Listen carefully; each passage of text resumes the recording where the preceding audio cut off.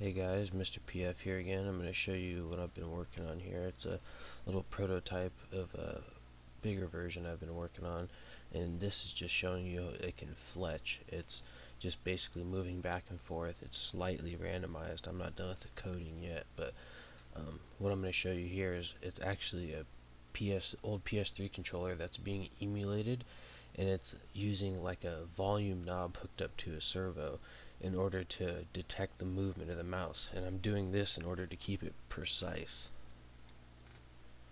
So you can see I'm using a couple of servos and an Arduino chip like some of my other projects. It has a couple switches that the servos are clicking.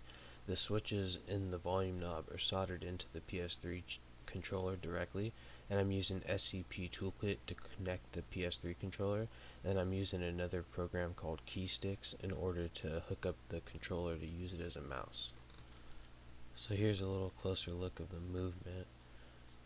It was important to use the volume knob for control because you really need a precise movement, otherwise it gets off of position pretty easily.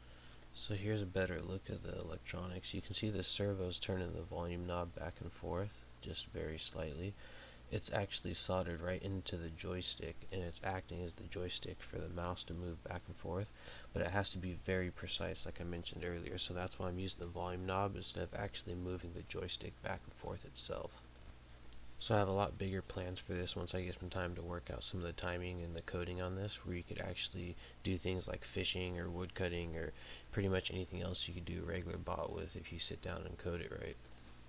So some of you guys wanted me to keep you posted on the smithing bot that I've been working on that's using one of my auto clicker boxes, also using Ghost Mouse just for the movement, and I've had some more time to work on actually botting that account after the holidays, and so far you guys can see the experience on the screen now.